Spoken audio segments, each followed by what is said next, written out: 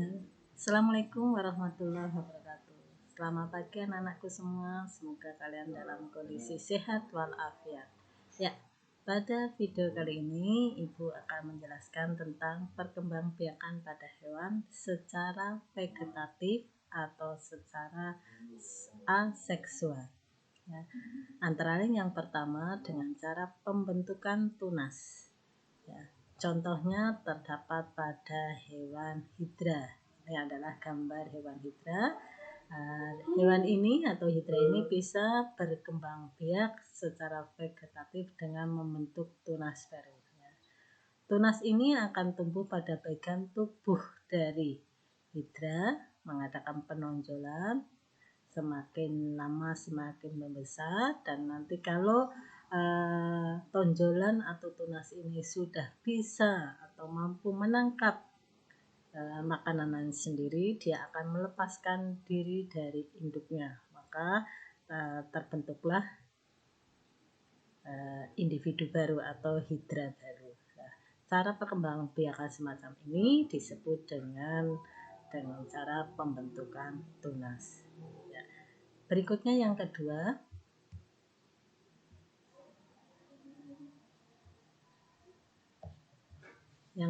adalah dengan cara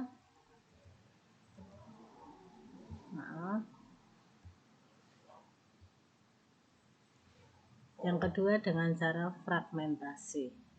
Apa itu fragmentasi?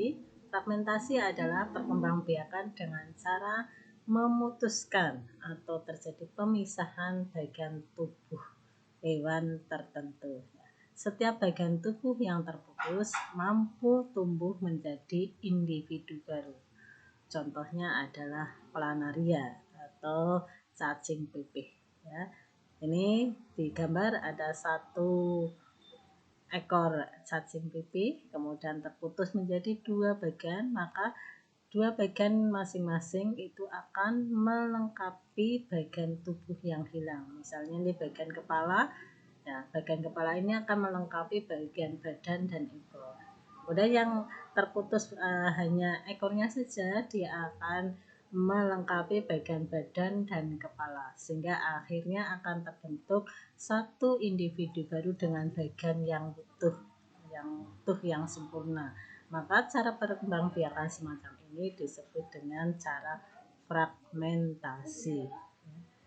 Berikutnya yang kedua adalah dengan cara partenogenesis. Ya.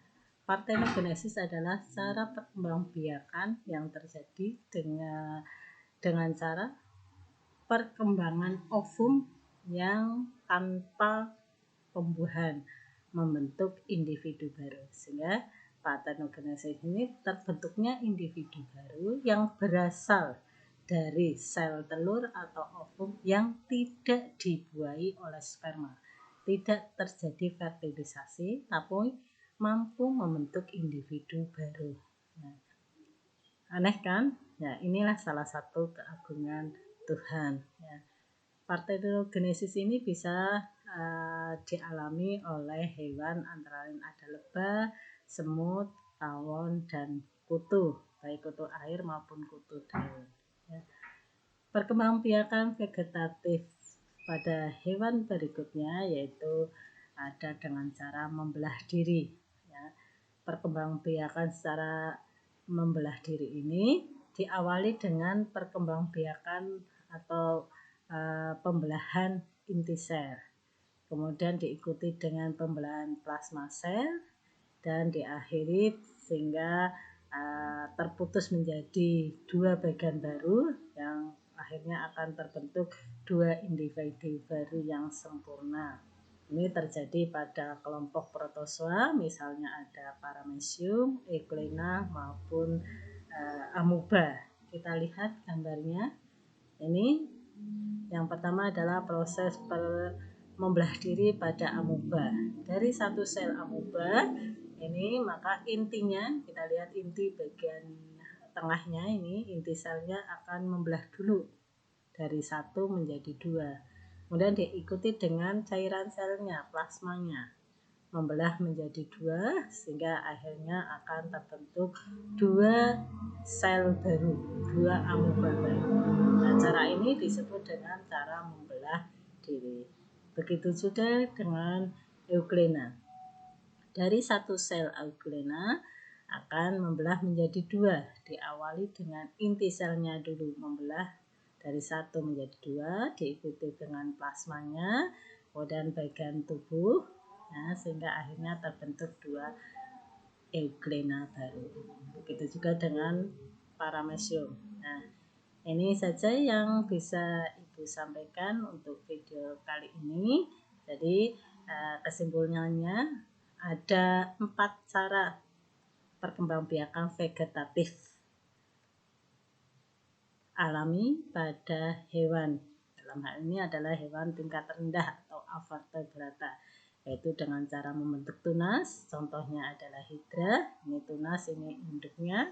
Setelah tunasnya tumbuh membesar, mampu menangkap makanannya sendiri, maka dia akan tumbuh menjadi individu baru. Yang kedua dengan cara fragmentasi, pemutusan bagian tubuh membentuk individu baru. Dan yang ketiga ada parthenogenesis, ya, terbentuk dari sel telur yang tidak dibuahi oleh sperma. Contohnya pada lebah, tawon. Kemudian dengan cara yang terakhir keempat dengan cara membelah diri, yaitu dari satu sel membelah menjadi dua sel baru. Contohnya pada kelompok protozoa ada amuba, euglena, dan paramecium.